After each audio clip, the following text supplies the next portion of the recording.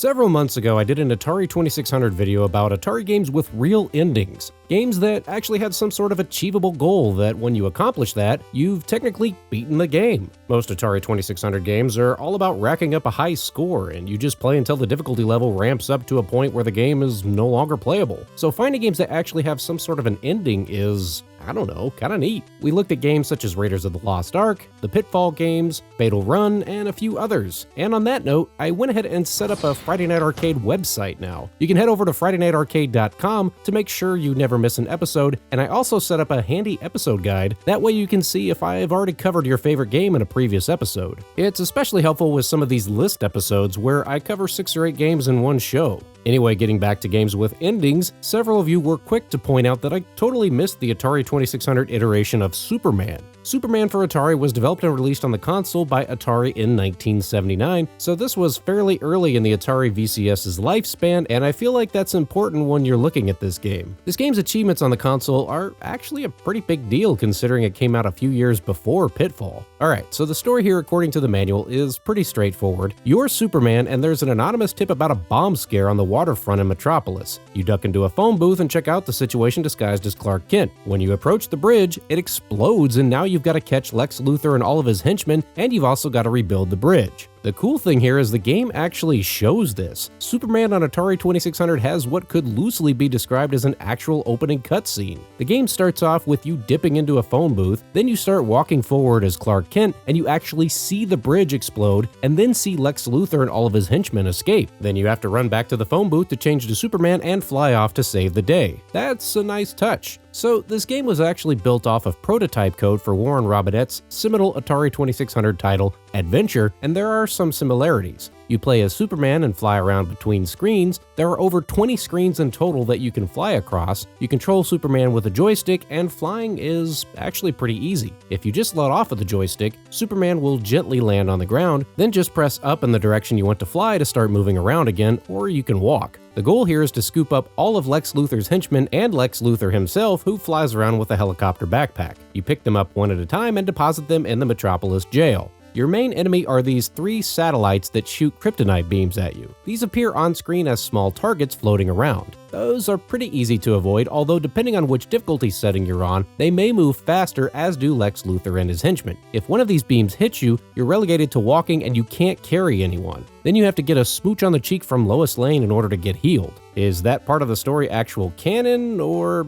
I don't know, where are my Superman people at? Can we get a fact check on this? Anyway, there's another difficulty setting too, where either Lois just shows up on screen as soon as you get hit by the kryptonite beam, or you may actually have to go and find her in order to get healed. A couple of neat features here. For starters, this game has an actual pause button, sort of. If you toggle the game select switch, the game will pause and then it will start again once you move the joystick in any direction. You could also technically play this game with 2 players, although instead of alternating turns, one player would control Superman's up and down movements and the other would control his left and right movements. That sounds awkward and not in the fun way like how 2 players could control the robot in BattleTech. You also have access to Superman's X-ray vision. If you hold down the fire button and press in any direction, the game will pause and you'll be able to see what's on screen in whatever direction you're pressing with the joystick. So you can technically spy in all 4 directions, and this is helpful if you're trying to track down that last pesky henchman or can't quite remember where all of the bridge pieces are. So that's another thing. You also have to find all of the pieces of the bridge and bring them back to the area where the bridge is supposed to exist. There's also these helicopters that fly around, and they're sort of like the bats in Adventure. They can snatch an item out of your hands and be a bit of a nuisance. Once you've nabbed Luthor and all of his henchmen and safely rebuilt the bridge, you fly back to the phone booth, change back into Clark Kent, and then head over to the Daily Planet building to end the game.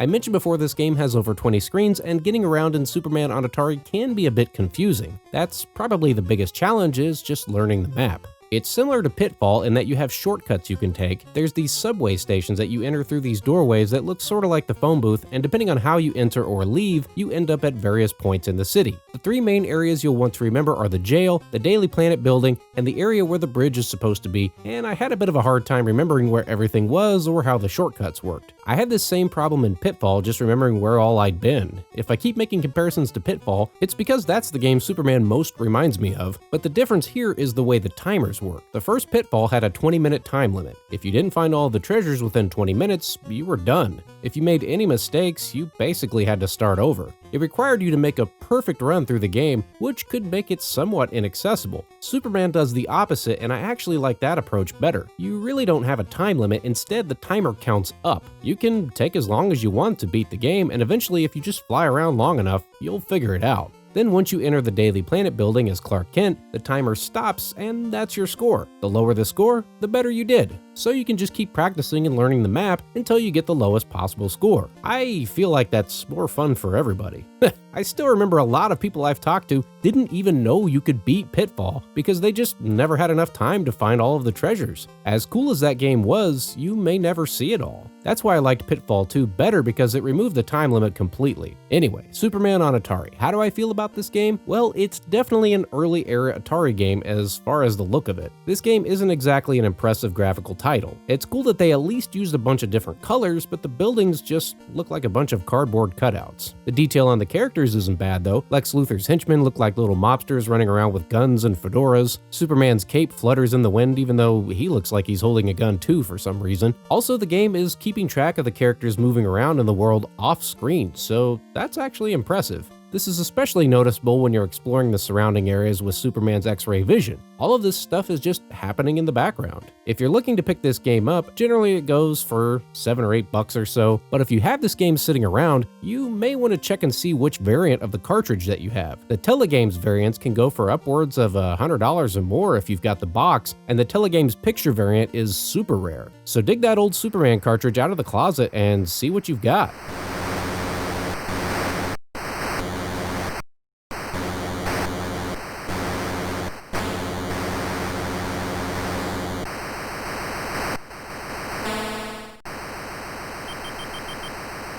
Final thoughts about Superman on Atari 2600? Well, this isn't going to go down as one of the greatest Atari games of all time, but I have to say it's well done given what they had to work with and how early it was released in the Atari's lifespan. Also, it's tough to make a Superman game anyway. How do you make an indestructible character into a compelling video game experience? I felt like this was as good of a Superman game as you could really want for the time and space that it was released in. What did you think? Did you play Superman on Atari 2600 when it first came out? What are some other Atari games with endings that you'd like to see covered here on the channel? As always, thank you for watching. Please don't text and drive, and I'll see you next time on Friday Night Arcade.